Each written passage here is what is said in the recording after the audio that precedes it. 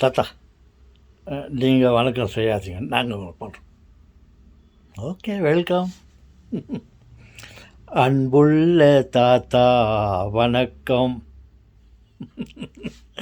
ஓ, உன்னோடு முடிஞ்சிச்சான். இப்போ நான் உங்களுக்கு 2 பேருக்கு சொல்லணும் வணக்கம். வணக்கம், எங்கள் வணக்கம். வணக்கம், எங்கள் வணக்கம். இன்னொரு வணக்கம்.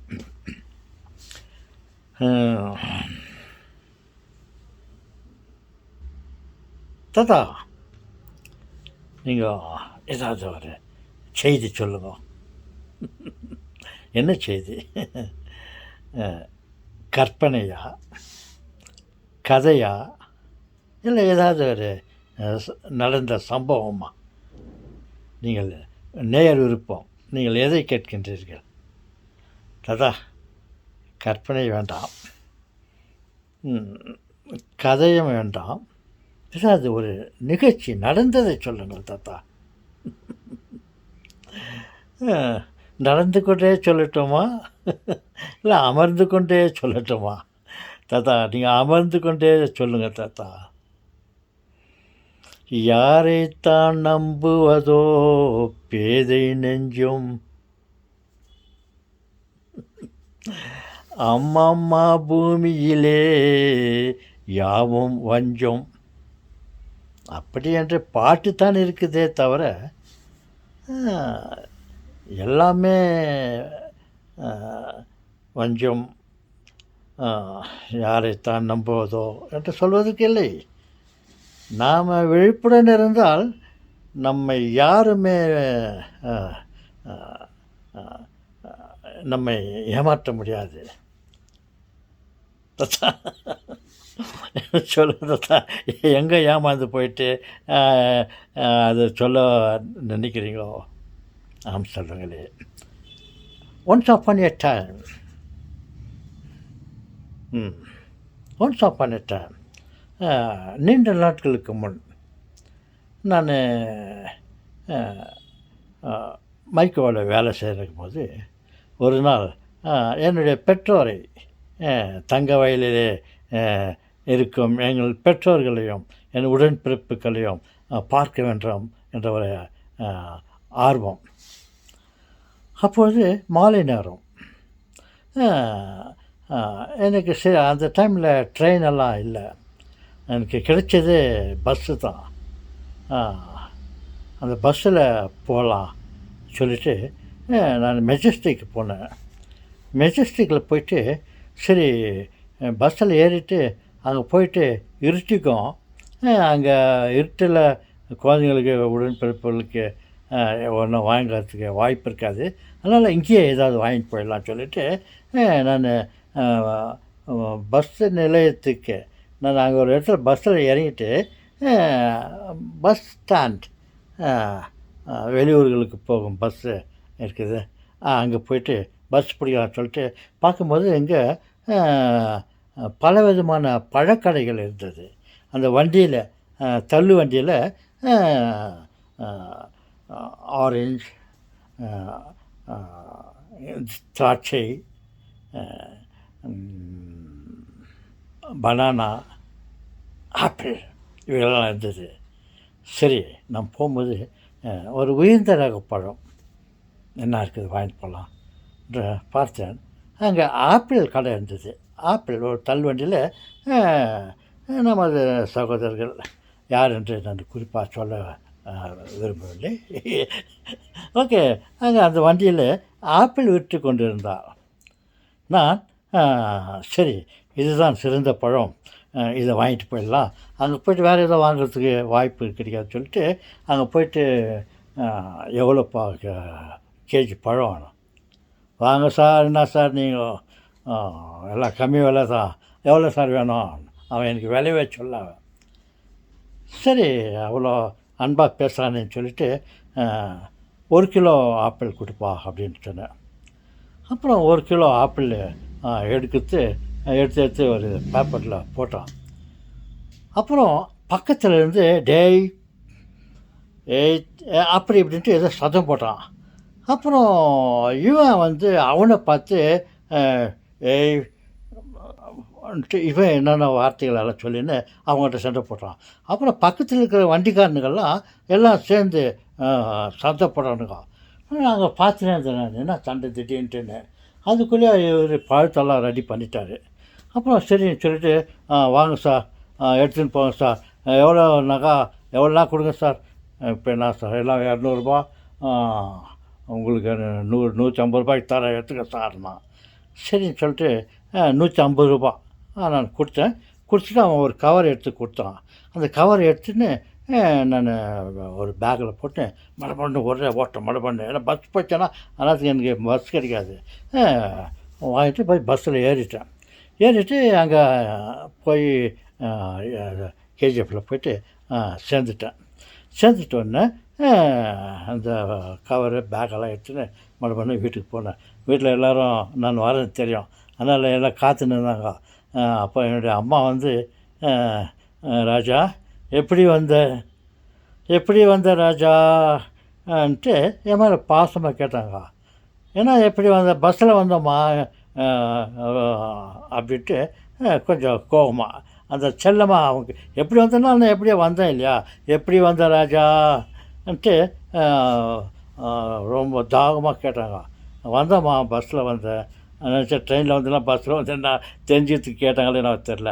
இல்லை அது இல்லை, பாசத்தோடு எப்படி ராஜா இருக்கிற நல்லா இருக்கிறியான்ற மாதிரி எப்படா வந்த ராஜா நேரத்துக்கு நாங்கள் சரிதான்ட்டு எப்படியோ வந்தோம்மா சொல்லிவிட்டு அப்புறம் எல்லாம் என்னுடைய உடன்பிறப்புகள்லாம் எல்லாம் வந்துட்டாருன்னு சொல்லிட்டு எல்லாம் ஆசை வந்து என்கிட்ட என்னை சூழ்ந்துக்கினாங்க. சரின்னு சொல்லிவிட்டு எல்லாம் இறங்கிட்டோன்னு எல்லாம் உக்காந்து சொல்லுவாங்க. உக்காந்துன்னு சரி இவங்களுக்கு வாங்கினதை கொடுக்கலான்னு சொல்லிவிட்டு அந்த ஆப்பிளை எடுத்து என்னுடைய அம்மாக்கிட்ட இது சொல்லிட்டு கொடுத்தேன். அப்புறம் ஆளுக்கு கை நீட்டாங்க, என்னுடைய அம்மாக்கிட்ட கொடுத்தேன். அவங்க ஆசை எடுத்து எல்லாருக்கும் கொடுக்கலன்னா இப்போ ஆப்பிள் வேணாம் சொல்லிட்டு எடுத்து பார்த்தா எல்லாம் அழுவி போன பழம், எல்லாம் கெட்டு போன ஆப்பிள் இல்லை இருந்துச்சு அந்த கவரில். என்ன ராஜா எல்லாம் நசங்க கெட்டு போயிட்டுக்குது, எங்கே வாங்கினேன்? என்னம்மா? இல்லை ராஜா எல்லா பழமும் டேமேஜ் இருக்குது, எல்லாம் கெட்டுப்போன பழமாக்குது. என்ன எனக்கு ரொம்ப கவலை ஆகிடுச்சு. ஆசையாக வாங்கிட்டு வந்தேன், அதை விட்டால் வேறு எதுவும் வாங்கிட்டு போடல. அது பார்த்தாக்கா அவன் என்ன பண்ணிக்கானுங்க, அந்த பழம் விற்கிறவனுங்க இந்த பழம் அந்த கெட்டுப்போன பழத்தெல்லாம் ஒரு கவரில் போட்டு வச்சுட்டுருக்காங்க. இப்போ யாருன்னா அவசரமாக வந்து பழம் வாங்கும்போது நம்மளுடைய திசையை திருப்பத்துக்காக அவனுங்களுக்குள்ளே ஏதோ ஒரு சண்டை ஒரு பேச்சுவார்த்தை வர மாதிரி அவனுங்க ஒரு கிரியேட் பண்ணானுங்க. அப்புறம் நான் எல்லாம் அங்கே பார்த்துக்கும் போது இப்போ வந்து இந்த முதல்ல பழம் போட்டானே அந்த கவர் விட்டுட்டு இந்த கெட்டுப்போன பழம் இருந்தது இல்லையா அந்த கவரு எடுத்து பழம் நூலில் சுற்றிட்டு கொடுத்துட்டான். நான் வந்து அந்த மாதிரி ஒரு முறை ஏமாந்துக்கிறேன். அந்த இடத்துல என்னால் எப்படி உஷாராக இருக்க முடியும்? நீங்கள் உஷாராக இருக்கணும்னாக்கா நான் எந்த வழியில் நான் உஷாராக இருக்கணும்? பழம் கேட்டேன், அவன் கண் எதிரில் பழத்தெல்லாம் எடுத்து போட்டான். போட்டு எடுத்துட்டு அதுக்குள்ளே ஒரு கலவரம் ஆச்சு. கலவரம் இருந்தாலும் அந்த கலவரத்தை பார்க்கறதுக்குள்ள இந்த பழத்தை அந்த கவர் எடுத்து இதை போட்டு சுற்றி கொடுத்தான். நான் வாங்கி ஒரே ஓட்ட போட்டு பஸ்ஸு பிடிச்சி வந்துட்டேன். இது வந்து தினமும் அங்கே நடக்கிற ஒரு சம்பவம். அவங்கக்கிட்ட இருக்க பழத்தெல்லாம் காலி பண்ணனாக்கா யார் என்ன மாதிரி உஷாராக வராங்களா அவங்க தலையில் கட்டிடலாம் சொல்லிவிட்டு அவனுங்க இந்த மாதிரி விற்றுட்டுருக்குறாங்க. அந்த ஒரு சந்தர்ப்பம். அப்படி இருக்கும்போது நான் யாரைத்தான் நம்புவதோ பேதை நெஞ்சம், அம்மம்மா பூமியிலே யாவும் வஞ்சம் அப்படின்ற பாட்டை நான் பாடினது தப்பா? தப்பில்லை தாத்தா, உங்களை பார்த்து அவன் கொடுத்துக்கிறான் தாத்தா, என்னை பார்த்து தான் கொடுத்தான், நான் அவனை பார்த்து தான் காசு கொடுத்துட்டு பழத்தை வாங்கிட்டு போனேன். இப்படியெல்லாம் சில சம்பவங்கள் நடக்கிறது. நீங்கள் உஷாராக இருங்கன்னு சொன்னால் நீங்கள் உஷாராக இருக்கும்போது இந்த மாதிரி ஏதோ ஒரு சந்தர்ப்பத்தில் இந்த மாதிரியெல்லாம் நடக்குது. அதனால் நம்ம எப்போதுமே உஷாராக இருக்கணும்னாக்கா அதெல்லாம் அறிவுரை, அந்த அறிவுரையெல்லாம் இந்த இடத்துல வேலை செய்யாது. ஏதோ உஷாராக இருக்குது நல்லது. நான் திருப்பம் அங்கேருந்து வரும்போது நான் இன்னொரு முறை அவனை பார்த்து அவங்கள்ட்ட இந்த மாதிரி கொடுத்துட்டு தான் கேட்கலாமான்னு நினச்சேன். அதெல்லாம் அவர் வரலாம், எப்போ வர்றது, எப்போ அவனை கேட்குறது, எப்போ சார் வந்த நீ உன்னை பார்க்கவே இல்லையா சார்ன்னுவான் அவன். அதனால் அந்த மாதிரி ஒரு சந்தர்ப்பம் ஒரு நடந்தது. இது கதையும் இல்லை, கற்பனையும் இல்லை, நடந்த சம்பவம். ஸோ தாத்தா இன்ட்ரெஸ்டாக இருக்குது தாத்தா. அப்புறம் எல்லாத்தையும் குப்பையில் தொட்டியில் போட்டாங்க அந்த பழத்தை. எல்லோரும் தாகமாக சாப்பிடுவாங்க. ஆப்பிள் பழத்திலே உயர்ந்த பழம் ரகம் எதுனாக்கா ஆப்பிள்னு சொல்லுவாங்க. நான் அந்த ஆப்பிளை சூஸ் பண்ணி வாங்கிட்டு போகுது என்ன இந்த மாதிரி ஏமாற்றிட்டாங்க பாருங்க. நான் வாங்கும்போது இதெல்லாம் இருக்குது. இவன் அவனுக்கு ஹெல்ப் பண்ணுவான், அவனுக்கு இன்னொருத்தருக்கு ஹெல்ப் அவனுக்கு கூட நடக்கிறது. நான் வாங்கிட்டு இருக்கும்போது அவன் பக்கத்தில் கூச்சல் போட்டான், ஏய் அப்படின்ட்டு என்னென்னவோ பேசினான். அப்புறம் இவன் அதுக்கு பதில் பேசினான். அப்புறம் பக்கத்தில் இருக்கிற கடைக்காரங்கெல்லாம் எல்லாம் சேர்ந்து அவன் சண்டை போட்டானுங்க. அது மதியத்தில் என் தலையில் இதை கட்டினான்னு சொல்லிட்டு நான் வந்துட்டு பிறகு அவனை சிரிச்சுருப்பானுங்க. ஓகே செல்வங்களே, இன்னொரு சம்பவம் ஏதாவது இருந்தால் சொல்லட்டுமா? சொல்லுங்கள் தாத்தா. இது நீங்கள் பட்டது ஏமாளித்தனமா, உங்களை ஏமாத்தின நீங்கள் ஏமாந்ததாக இருந்தாலும் கதை கேட்கறதுக்கு நல்லா இருக்குது தாத்தா. பார்க்கலாம் இப்போ நான் யாருன்னா சப்ஸ்கிரைப் பண்ணுவாங்களா அப்படின்னு. இன்னொரு சமாச்சாரம். நான் 18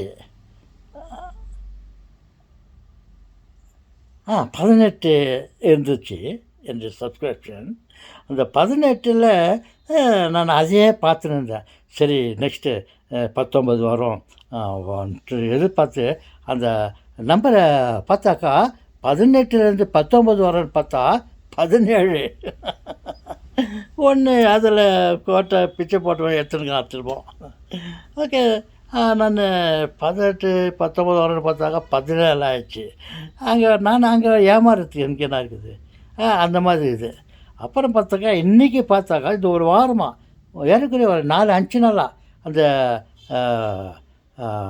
17 இருந்துச்சு. பார்க்கலாம் எப்போ தான் இதாகுது நினச்சிருக்கும் போது இன்றைக்கி எதிர்பாராத விதமாக நான் எப்போ இந்த 2-3 நாளாக பார்க்கக்கூடாதுடா அப்படின்னு ஒரு கோபமாக பேஜாராக இருந்தேன். சரி இன்றைக்கி சும்மா பார்க்கலான்னு பார்த்தா அந்த 17லேருந்து 18 ஆகிட்டு இருந்துச்சு. இன்னொரு சப்ஸ்கிரைபர் யாரும் வந்துட்டு இருந்தாங்க. அப்போது போன மச்சான் திரும்பி வந்தான் இன்னும் ஒரு பாட்டுக்குது. அந்த மாதிரி அந்த பாட்டு எனக்கு ஞாபகம் வந்தது தாத்தா. அப்போது உங்களுக்கு இன்னும் போன்று வந்துச்சா தாத்தனா? அது போந்துச்சு தான், வேறு யாரை போட்டுக்கிறாங்க. தர்மம் தலை காக்கும் அப்படின்னு யாரும் தர்மம் பண்ணிக்கிறாங்க. ஓகே செல்வங்களே, மீண்டும் சந்திப்போம்.